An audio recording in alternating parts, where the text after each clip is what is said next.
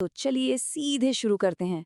आज की स्रोत सामग्री की इस गहराई से पड़ताल में हम पैसे और हमारे दिमाग के दिलचस्प कनेक्शन पर बात करेंगे। मतलब आखिर क्यों आर्थिक सफलता गणित की कोई परीक्षा नहीं है। सच कहें तो ये पूरी तरह से भावनाओं का एक खेल है। आइए इसे डिकोड करते हैं। एक बड़ा सवाल जो अक्सर जहन में आता है, सबसे स्मार्ट और पढ़े लिखे लोग भी पैसे के मामले में कई बार क्यों मात खा जाते हैं। जरा सोचिए, अगर अमीर बनना सिर्फ फॉर्मूला या गणित का कोई समीकरण होता तो दुनिया के सारे टॉप के वैज्ञानिक और प्रोफेसर ही सबसे बड़े अरबपति होते, है ना? लेकिन असल जिंदगी में हम सब जानते हैं कि ऐसा बिल्कुल नहीं होता। अब इस अंतर को देखिए। एक तरफ है हमारा किताबी लॉजिक, जो कहता है कि सब कुछ परफेक्ट टाइमिंग और शुद्ध गणित पर चलता है। और दूसरी तरफ है हमारी इंसानी सच्चाई। हम लोग कोई रोबोट थोड़ी है। हम सिर्फ स्प्रेडशीट देखकर फैसले नहीं लेते। हम अपने बीते कल, अपने डर, लालच और जिंदगी के उतार चढ़ाव को देखकर फैसले लेते हैं। और यहीं से एक कमाल की बात निकल कर आती है। ये जो कोट है ना, ये पूरी सोच को ही पलट कर रख देता है। पैसा ना तो गणित है और ना ही आईक्यू का कोई टेस्ट। पैसा तो बस एक व्यवहार है। ये बात आज की इस चर्चा का सबसे बड़ा पिलर है। मतलब खुद पर नियंत्रण, अपनी भावनाओं पर काबू रखना किसी भी डिग्री या बुद्धिमानी से कहीं ज्यादा जरूरी है। इंसानी व्यवहार की इसी भूल भुलैया को समझने के लिए the man in the car paradox का उदाहरण लेते हैं। ये एक बहुत ही मजेदार मनोवैज्ञानिक भ्रम है। जब सड़क पर कोई करोड़ों की चमचमाती लग्जरी कार गुजरती है तो सच बताइए, क्या कोई कार चलाने वाले की तारीफ करता है? बिल्कुल नहीं। दरअसल हर कोई खुद को उस कार की ड्राइविंग सीट पर इमेजिन कर रहा होता है। अजीब है ना? लोग सोचते हैं कि महंगी चीजें खरीदकर वो सम्मान पालेंगे, लेकिन असल में वो कभी मिलता ही नहीं। यहीं पर एक बहुत बड़ा फर्क समझ में आता है। रिच यानी सिर्फ अमीर दिखने और वेल्दी यानी असली में दौलतमंद होने के बीच का फर्क।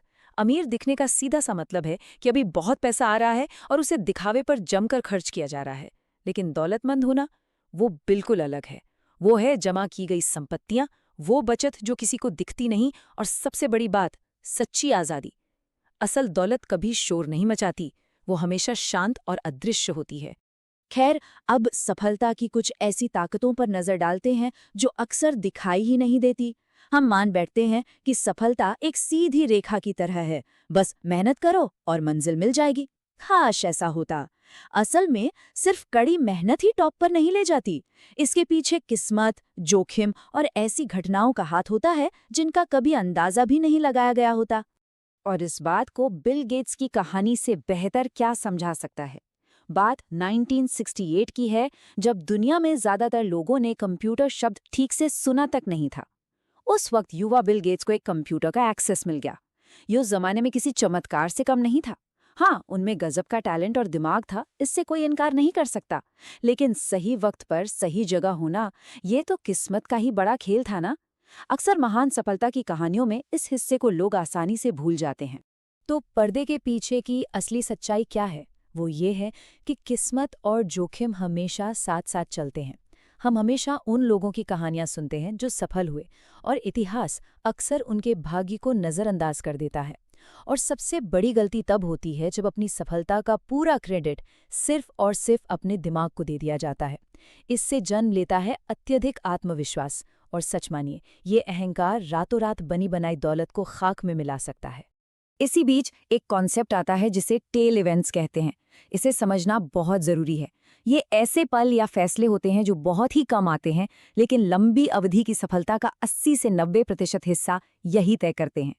देखिए, निवेश की दुनिया में हर बार परफेक्ट होना जरूरी नहीं है। असल गेम तो यह है कि मैदान में लंबे समय तक टिके रहा जाए, ताकि जब वो एक या दो बड़े और दुर्लभ मौके आएं तो उनका पूरा फायदा उठाया जा सके।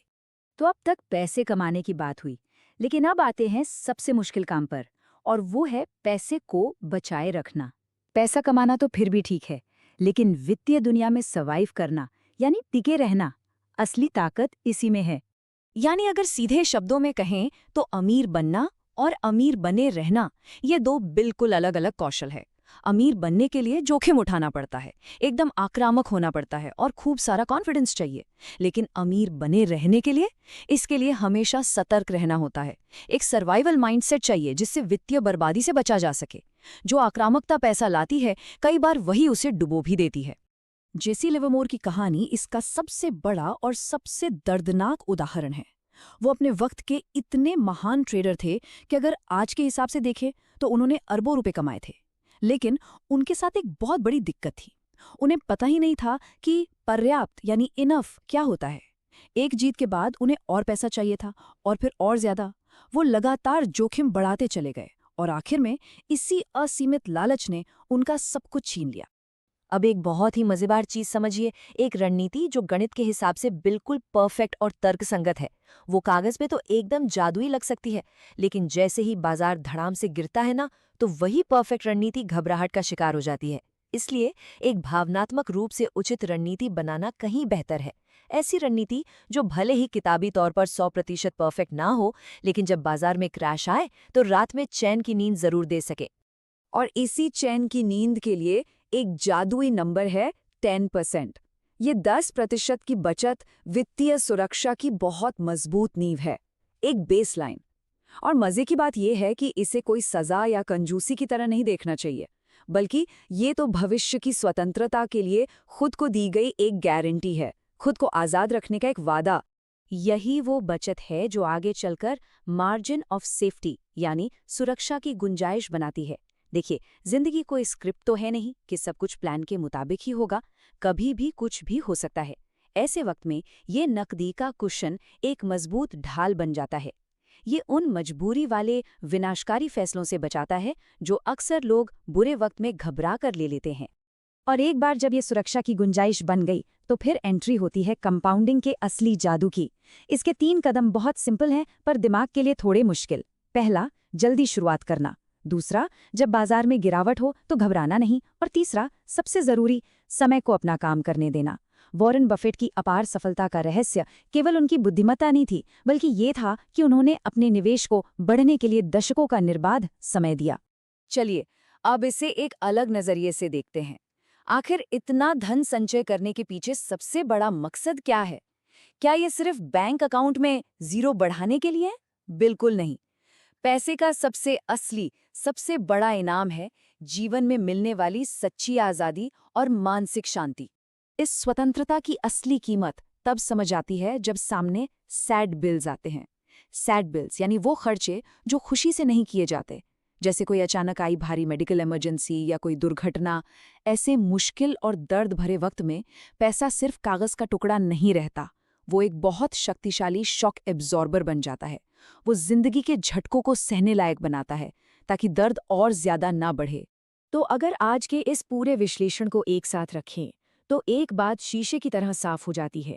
दौलत का अंतिम उद्देश्य क्या होना चाहिए? ये है अपने खुद के समय पर पूरा नियंत्रण होना, किसी मजबूरी में आकर फैसले न लेने की आज़ादी, एक स्थिर मानसिक शांति और महंगी लग्जरी के बजाय अपनी सच्ची आज़ादी को चुनना। असल दौलत वही है जो जिंदगी को पूरी तरह स्वाधीन बनाए। और अंत में एक ऐसा सवाल जो सोचने पर मजबूर कर देगा, क्या पैसा ही इस पूरी जिंदगी का आखिरी लक्ष्य है, या फिर ये बस जिंदगी को बेहतर तरीके से प्रबंधित करने और शांति से जीने का एक टूल, एक उपकरण मात्र है? इस एक सवाल पर गौर करेंगे तो पैसे को देखने का पूरा नजरिया ही बदल जाएगा। खैर, स्रोत सामग्री का हमारा आज का ये विश्लेषण यही समाप्त होता है।